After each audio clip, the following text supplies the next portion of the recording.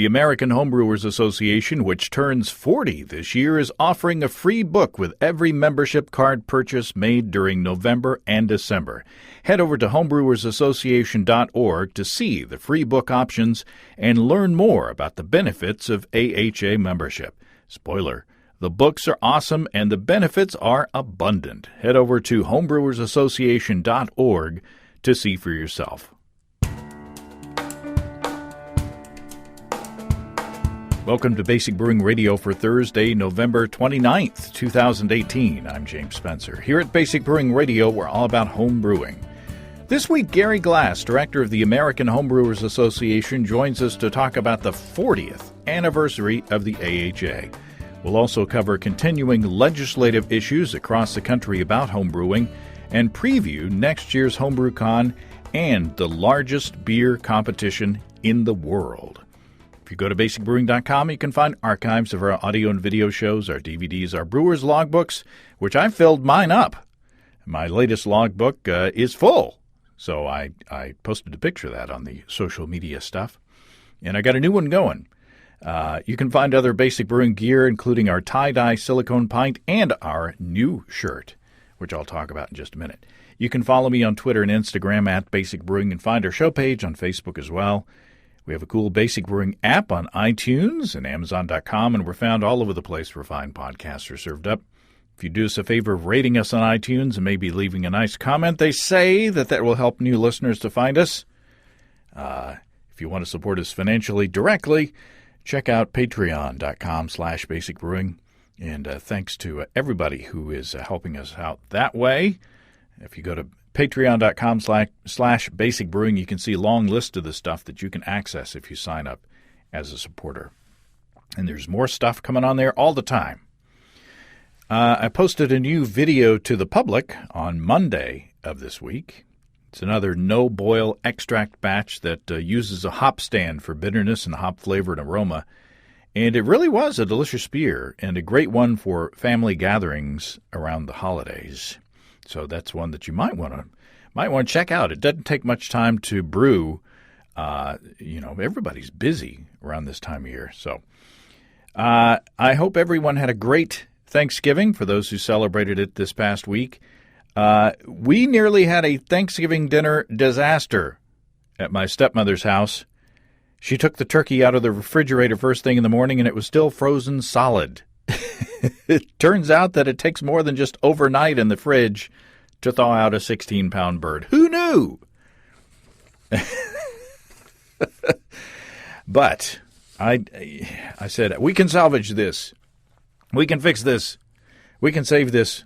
I put a plastic tub in the kitchen sink, and I ran lukewarm water over the icy turkey, turning it occasionally and emptying out the tub as it filled up.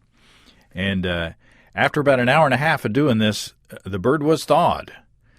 And just to be safe, we let it cook in the oven in one of those roaster bags for a bit longer than recommended, but it turned out to be delicious and still juicy. I swear that the plastic bag is the way to go for turkeys. And I thoroughly, don't worry, I thoroughly cleaned the sink afterwards and everything around that might have gotten splashed. And I also used bleach wipes to sanitize anything that might have gotten turkey juice on it. So nobody got sick. Everything's okay. And I also made the giblet gravy for the first time. And it turned out pretty darn good, I have to say. I flavored it with a little bit of muscadine wine that my stepmom had on hand. So it might have been the IPA that I was having while I was cooking that inspired that. Speaking of potential disasters, I'm still getting letters coming in for our annual disaster show. As you probably know, every year Steve and I get together to read tales of homebrewing woe and sometimes redemption. We'll put together a little prize goodie bag for our favorite letters. And you can send those to james@basicbrewing.com. We're set to record the show on Monday, December 10th. So please get your submissions in to us before then. I already have a bunch. There are a couple of things happening to help those who have been affected by the tragic wildfires out in California. Sierra Nevada Brewing is brewing Resilience IPA to support the Sierra Nevada Camp Fire Relief Fund. Other commercial brewers are brewing that beer as well with the same goal in mind. And if you want to brew the beer as well in solidarity with those efforts, the AHA has posted that recipe at homebrewersassociation.org, so you can check that out. Also, our friends over at Brewlosophy have started a GoFundMe campaign to help the homebrewers of Paradise, California, in replacing their brewing equipment that was lost in the fire there. Their goal is $20,000, and you can find that campaign if you search for Brewlosophy on GoFundMe.com. So a couple of good efforts there helping the people in that area. I got an email from Holger Michaelis from Oakland, whom you've heard on this show before. We met Holger when we went to the HomebrewCon this last time in San Diego. Holger writes, after hearing Steve and me taste that hop sampler beer that was made with the Galaxy hops that may not have been in the best of shape, that smelled kind of cheesy in the package. And Steve was wondering, Belgians use cheesy hops and the beers don't taste cheesy, so what's going up with that? So Holger says, I wanted to comment on your recent episode's reference to why aged hops don't contribute a weird or cheesy aroma. I happen to be reading, I'm going to take a stab at the pronunciation here, Jean Guinard's book, Lambic, part of the Old Classic Beer Styles series. This book is a bit dated, copyright 1990, but one passage in Chapter 4, the Lambic brewing process, states that, quote, the volatile acids responsible for that cheesy hop aroma are expelled during wort boiling, which is particularly long and vigorous for lambic wort. Later, the book states that the wort is boiled for anywhere between 3.5 to 6 hours for lambics. So appreciate that, Holger. Since that beer that I made was not boiled at all, it was just steeped, in a hop stand for 30 minutes. Maybe that's why the Galaxy hops tasted off in that beer, while beers that were brewed by other brewers in a more traditional way, Steve said tasted better. So very interesting. I guess if you're going to do, the no-boil technique, you make sure you use fresh, tasty hops. In the previous show, Nate from Maryland asked about using whiskey backset to brew beer. Backset is the leftover stuff from making whiskey, apparently. Chris, a listener, sent me a message on Facebook, and Chris says, on the topic of whiskey backset, I wouldn't recommend using very much of it in a mash, maybe just enough to adjust pH, but it wouldn't take much. Also, the flavor won't be very much like a beer because the ingredients are different. Distiller's malt or sometimes 6-row is used because you need a higher diastatic power to convert the sugars in the corn, and corn makes up over 50% of the mash.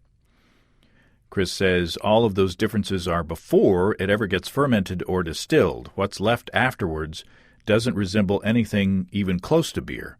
There's a very helpful Facebook group called Fermenters and Distillers that covers both topics. It would be an excellent place for your listener to start asking questions. Chris says, P.S., we need a distilling podcast. I did a very quick search, and there are podcasts out there about distilling, of course. Appreciate the information, Chris. I don't know anything about distilling myself, very little. My grandfather might have known because my wife recently, in searching on Ancestry, found a note that said his half-brother, my I guess, half-great-uncle, was the biggest bootlegger in Garland County, Arkansas during Prohibition. So there you go. I've said in the past that I thought Grandpa, was arrested for brewing beer, but there may have been more stuff going on. Hey, holiday gatherings are coming up, and Pancho of Pancho's Brewing Lab, our sponsor, says he's putting the 20-gallon water cooler on sale for $125 until the end of the year. And if you use the code BBR at ponchosbrewinglab.com, that's PANCHOS brewinglab.com, you'll get an additional 15% off. You've heard me talk about Poncho's Keg Cooler.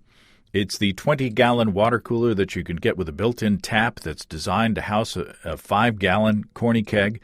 But, you can also use that cooler as a huge mash tun when you're not serving out of it.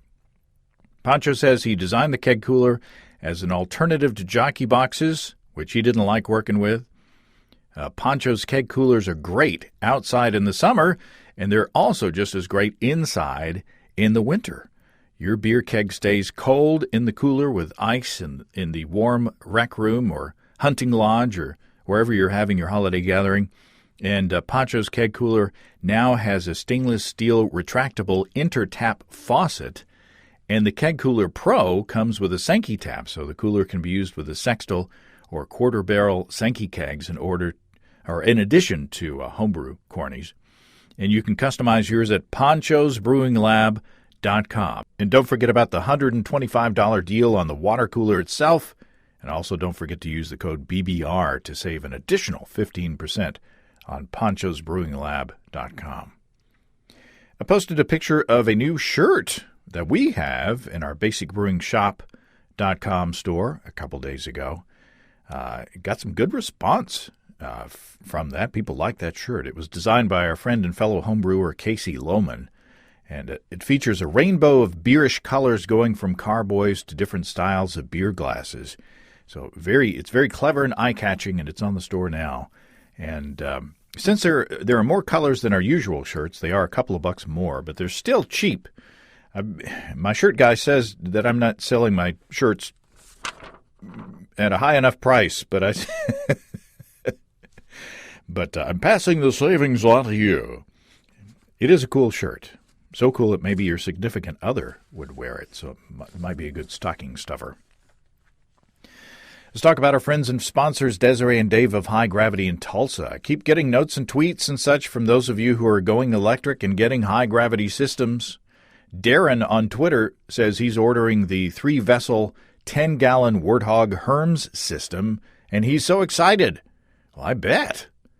Darren says he's tired of being jealous of my system. Well, those days are over. It's my turn. I have the 10-gallon, 240-volt single-vessel brew-in-a-bag system, and to tell the truth, I am happy with that system. It fits my style of brewing.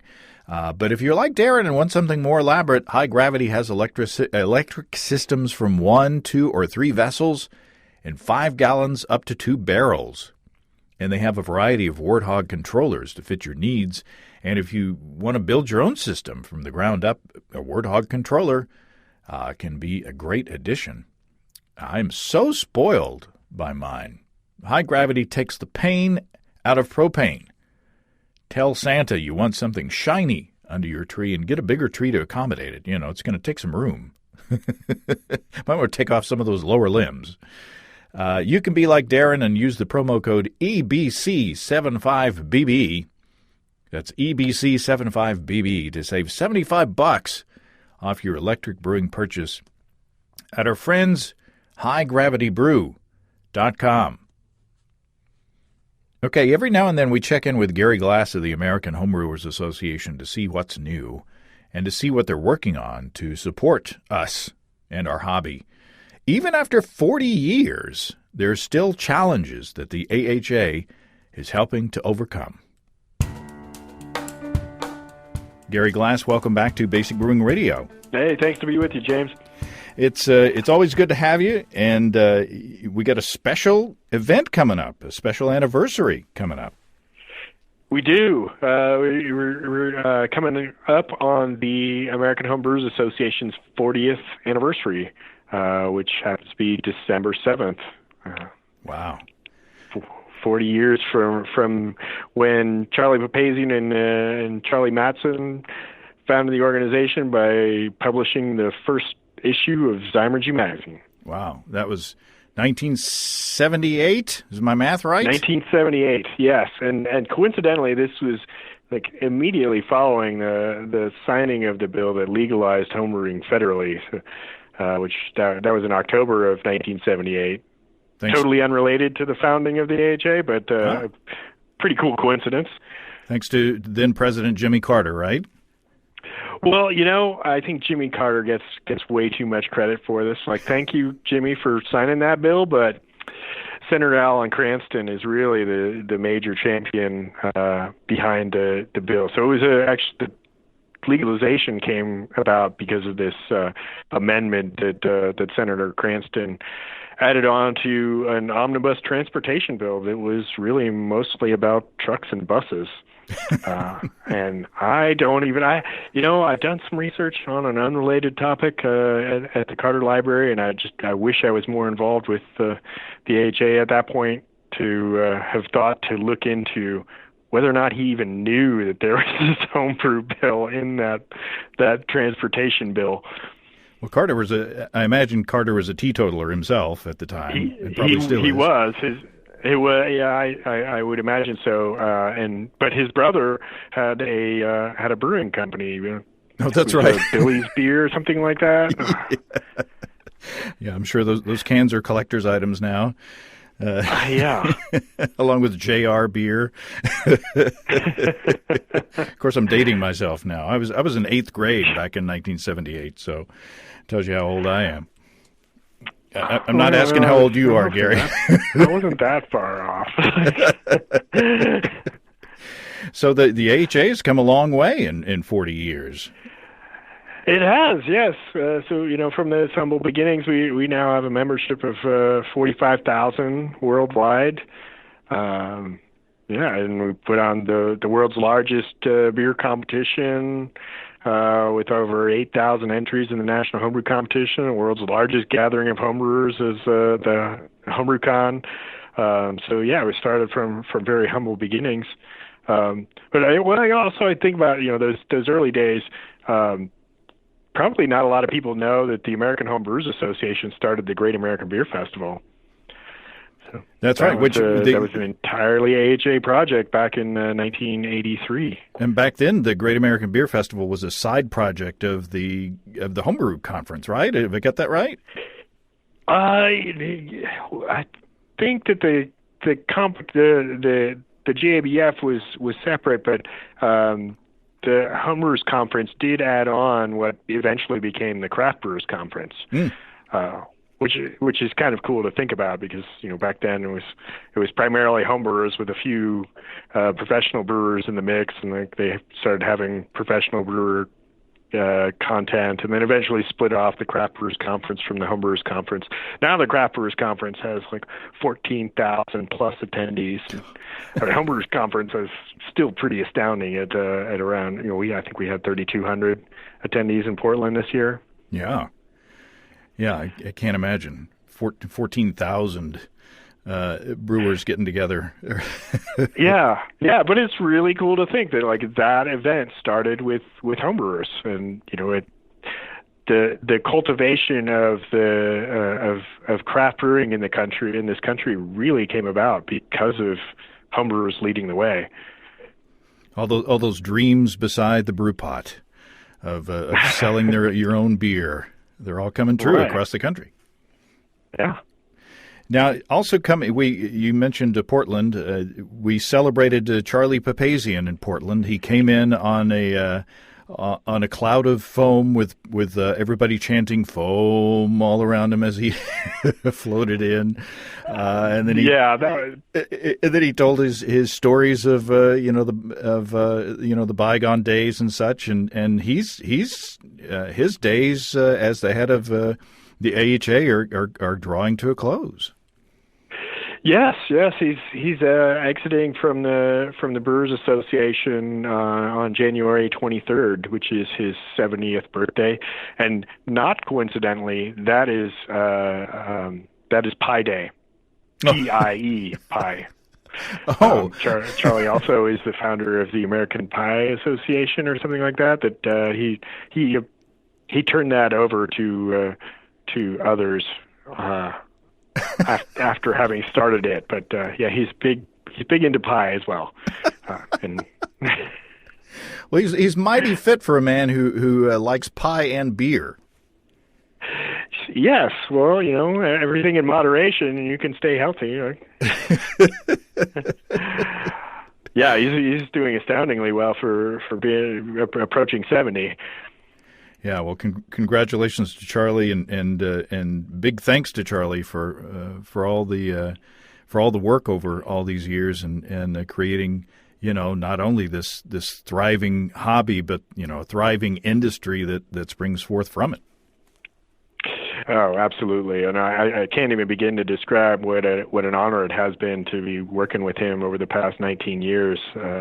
He's an extraordinary man, and getting to learn from his perspective on things and see his vision has been enlightening for me. So it's I'm excited for him to move on to this next phase, but we're definitely sad to know he's not going to be in the office on a daily basis, but I'm sure he'll still be around.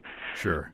And I'm sure that he's leaving a solid organization with the AHA and the Brewers Association, and that the work will continue. Oh, absolutely, absolutely, and he's been in the role of past president since 2016, and we're operating under very able leadership with our CEO and president Bob Pease, who has been with the association for I think 25 years now. Mm. So, wow. And you've been with the association for almost half of the life of it. Yeah, I know. It's hard for me to wrap my head around that, but yeah, so going on 19 years in January. Wow, congratulations. Yeah, thank you. I work very hard to not get fired because I love my job. Now, you mentioned Zymergy magazine. It's going through some changes.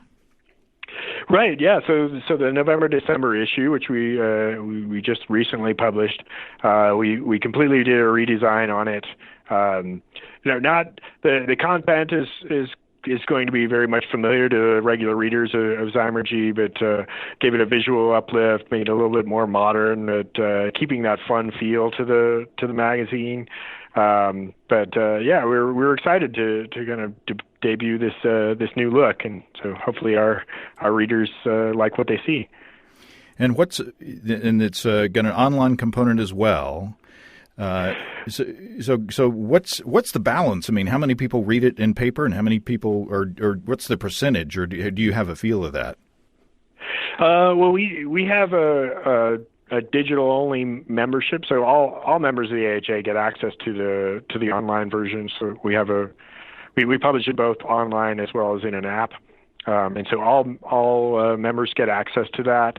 Whether or not they have the printed magazine, but we have about 25% of our membership that just does the digital version of membership. People still like paper, but that's been growing steadily. Yeah, people. I definitely prefer reading in paper. There's something about paper. I dug into. I was researching a show recently. And I did some online searching, and on one message board somewhere, there was a reference to an article in a 2012 issue of Zymergy. And so I couldn't find that online, but I did find the magazine in a box. And I was able to, pull up open it up and read the article right there. So, my hoarding does come in handy, regardless of what my wife says. So I still like paper as well. Yeah, well, I'm sorry you had difficulty finding what you were looking for, but I personally use that's what I use the digital version for. Is if I'm searching for something, and having been around for so many different issues, I'll remember like it was like 5 years ago we published something, so I'll do a search and then find out it was 10 years ago. That's sounding familiar. Remember, all members also get access to that digital archive, so you get all the magazines going back to our January 2000 issue of the magazine going forward. It's just from the moment you join, you have that instant access to all those resources. I'm sure it's just user error on my account that I couldn't find the article online. That's why I have sons now who can help me with computer stuff. I used to know all that stuff, but it's getting a little more shaky. My computer knowledge every day it slips away a little bit more. Speaking of memberships and people joining the AHA, you get Zymergy as a part of being a member of the AHA. You're offering a special deal through people that click on the link on basicbrewing.com until the end of the year, right? Yeah, that's right. Through the end of December, we're offering anybody who joins the AHA using that link for AHA membership on basicbrewingradio.com a couple of books that we will send you for joining. Brewing Classic Styles by John Palmer and Jim Zanishev, and Wild Brews by oh, shoot. We were just Jeff Sparrow. Yeah. Sorry, Jeff. Well, there's a lot to remember nowadays. Well, excellent. I appreciate the opportunity to offer that to folks, and I hope that they'll take advantage of that. And December is a good time to buy gift memberships as well. That's right. You can get it as a gift membership or just as a membership for yourself. It's also a way of supporting both the American Homebrewers Association and Basic Brewing Radio. So, there you go. It's a good thing to do. You all who are listening should do it. Hey, this is James from the future. In order to take advantage of the offer that Gary is talking about and get your 2 free books, go to the link on basicbrewing.com, click on that AHA ad, and then enter in BasicBrew18 as the promo code. BasicBrew18. Now back to the past. Now, we're already looking forward to HomebrewCon next June in Providence, Rhode Island, right? And you're calling for presentations or submissions for presentations? Right. Yep. So via homebrewcon.org, we've got our call for proposals out. So anybody who's interested on presenting on a homebrew related topic, you can submit your proposals through that homebrewcon.org website. We're taking proposals. I believe it's up through December 17th. So yeah, we welcome any and all proposals, and then all the speakers for the conference get their conference registration comped. Yeah, nice. Yeah, it's pretty good incentive. And how many proposals or how many presentations are you looking to fill? We'll probably end up with around 60 presentations. That's where we've been at the last couple of years. So yeah, but. The more proposals that we have, the better selection we have to offer the attendees. Yeah, and I've always kind of wanted to go to Rhode Island ever since it was the first piece to be lost in my map of the United States puzzle. Talk about the Providence and what kind of a beer town it is. It's got a good beer scene. Obviously it's a smaller town than some of the others, and it's not quite Portland yet. But there are a number of small breweries in the area. One that's kind of actually a fairly large brewery that's opened up is Island Brewers Guild is just a little ways from outside of Providence.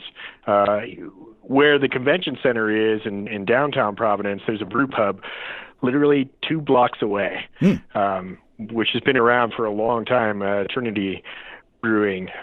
This really cool brew pub, making great beers, good food. In fact, one of the really great things about Providence is that it is a great culinary city. It's home to Johnson and Wales University, which focused on culinary education, and so the downtown area is just full of locally owned restaurants that are making just fantastic food, and obviously with Providence, really great city for seafood. But Providence is really easy access to much of the rest of New England. So, Boston is only an hour away by train from Providence. So, easy to get to all the breweries that are in the Boston area, and then for people coming into town, pretty easy to get to via train from obviously either Boston or from New York. Let's switch to legislation. Since we've got homebrewing legal in all 50 states, all of our legislation worries in dealing with homebrew are over, right? Oh, I wish that were true, but I guess it is one reason why people do support the American Home Brewers Association, is because the fight is not over. This past year we've been dealing with issues in North Carolina and Nevada, Virginia, Hawaii, but North Carolina's probably been the bigger issue in terms of progress that we've made. They passed a homebrew law in 2017, last year, and then Alcohol Beverage Control had to create rules to enforce that law, and apparently there were some contradictions from what was in the law and what's in other parts of the alcohol code, which is very common. Alcohol codes are extremely complicated, and so a lot of things that aren't specifically aimed at homebrewers will be applied to homebrewing. So that's kind of some of the issues that we've been dealing with, and but thankfully we were able to mobilize a lot of homebrewers in the state to petition the Alcohol Beverage Control to make some adjustments to those rules. And so the latest that we saw, which we weren't actually expecting, it didn't sound like they were going to waver at all, was that they loosened up some of the rules for things like transporting homebrew to homebrew competitions and things like that we thought were going to be very, very restrictive, and are hopefully going to be a little less restrictive than we were anticipating. And so we may or may not want to go ahead, depending on what the brewers in the state want to do, but may not have to pursue another bill, which is kind of, just a week or so ago, I was thinking we were for sure going to be looking at another homebrew bill in North Carolina. And then with Nevada, we're some of the homebrewers have been, particularly homebrew clubs that are participating in events that are taking place on licensed premises, have been having some negative interactions with the state's health department. The health department is claiming that any alcohol served on licensed premises must come from facilities that are subject to health department regulation, and obviously that is not the case for somebody making beer at home. So we're working with a homebrewer in Nevada who happens to be a lawyer. The beautiful things about homebrewing is there's got all kinds of people involved in homebrewing, and he's helping to write a bill that hopefully we will get introduced to address that issue. And I guess the biggest impact may be on holding competitions in Nevada? The holding competitions is one of the issues. Most competitions are held at breweries or licensed facilities like restaurants and bars that where homebrew clubs meet, and certainly in terms of dropping off alcohol, unless it's competitions at people's homes, is not very typical, and most businesses where you would have a competition would be licensed. So that's definitely been an issue. Well, good luck with all that, and it never ends. It's like brush fires coming up. Just when you think everything is nailed down, things pop up. Yeah. So as you said, it's been 5 years since the last two states finally legalized homebrewing, but that certainly hasn't changed much for us. In fact, I would say that we are probably more involved on legal issues than ever before, which you wouldn't necessarily think would be the case. But I think that's good evidence of why it's so important to have a national association for homebrewers. So that, we can work with homebrewers in every state and give advice on how to approach getting laws introduced and changing regulation. Wow. Well, keep up the good work in that area. Yeah.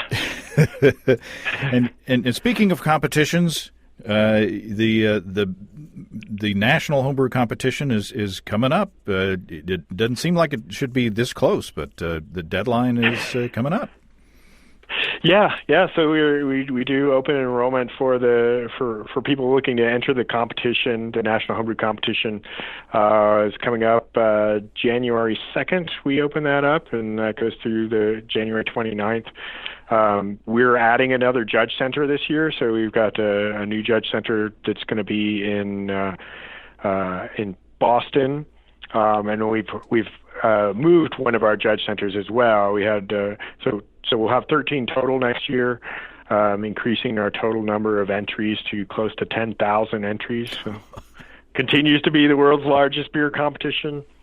But our Texas Judge Center is the organizers that have been working on that for many years decided they didn't want to do it again in 2019. So we looked we were hoping to find someone else in Texas or even in the other states in the South, but legal issues in the South make it harder to hold competitions, believe it or not. So it's looking like we'll probably have that judge center moving over to Cleveland, which is obviously nowhere near Texas, but that's we do have very high demand in that part of the country, from the Midwest east to the Northeast. Is where we see the most interest in entering the competition. Wow, 10,000 entrants. Yeah, 10,000 entries. Or entries. Probably more like 4,000 entrants, but yeah, it really is an astounding number, and it's pretty awesome to be able to claim that homebrewers run the world's largest beer competition. Yeah, that's pretty cool. Man, that's I can't wrap my head around it. That's a lot of beer. Yeah, well, I'm very grateful for our competition coordinator, John Moorhead. He is extremely able and capable of dealing with all the details that go into such a large competition, and a competition that's spread across 13 different judge centers, and then everything, all the winners from the first round going on to the final round. He also does our government affairs work, believe it or not. So that we're very grateful to have John on board with the AHA. He's the man that has the little facial tick when you see him in the hallway. That would. Depending on the time of year. Yeah. I'd be interested to know how many gallons of beer are sent in just to this competition. If you multiply 10,000 entries times however many bottles, and then how many barrels of beer are being produced and consumed just for this competition. I'm sure that'd be mind-boggling. Yeah. Well, I hope you're not asking me to do that math on the fly. No. We do. I think we do. Oh, John would know better than I would. I think we do have 2-bottle entry for the first round, and then 3 bottles for the final round.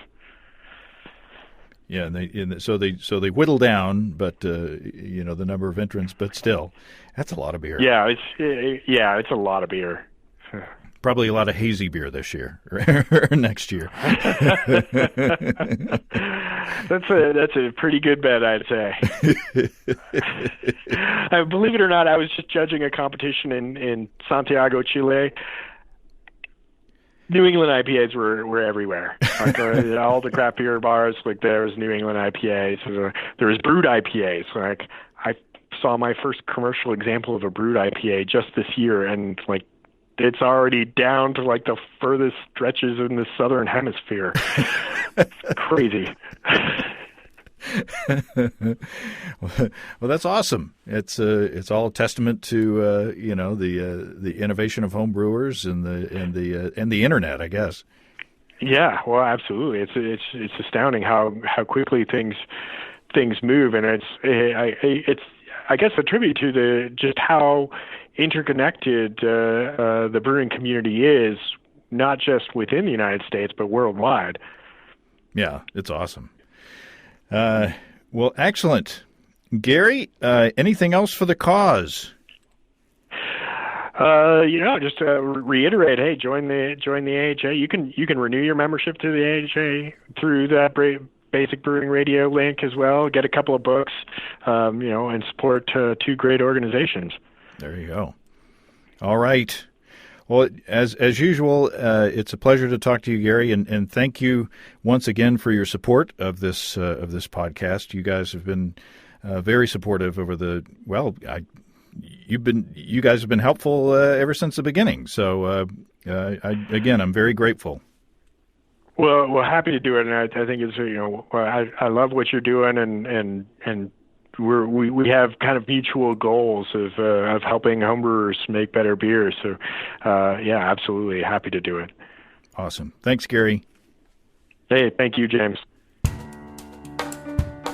Well, thanks again to Gary. Once again, to get the offer of 2 free books, click on the AHA ad. The AHA, again, it's only 3 letters, AHA ad on the right side of basicbrewing.com and use the promo code BasicBrew18. That's all one word. And I believe that's good until the end of the year. If you have brewing questions, show suggestions, or just want to say howdy, write to james@basicbrewing.com or just fill out the contact form at basicbrewing.com. And please don't forget to tell us where you're from. And don't forget your disaster stories before December 10th. Thanks to everybody supporting us through our Patreon page. Special goodies are waiting for you there. Check out that at patreon.com/basicbrewing. Be sure to check out our DVDs, Extract Brewing and Partial Mashing, Stepping into All-Grain, Low-Tech Lagering, Decoction Mashing, and Introduction to Wine Kits. You can find them all on our site. You get a free Basic Brewing bottle opener with any DVD combo, and you can check out our Basic Brewing shirts in the store, too, as well as our new, don't want to mix those up, our new shirt, our new Rainbow Brewing shirt, Brewing Rainbow, as well as our logbooks, where you can track and log up to 50 batches of beer. Check all that out at basicbrewingshop.com. And our silicone pints are still around, too. It's all until next time. Until then, thanks for listening, everybody. I'm James Spencer. Production help for Basic Brewing Radio and our websites provided by Kelly Dotson. Basic Brewing Radio is a production of Active Voicing. We'll talk to you next time, everybody. So long.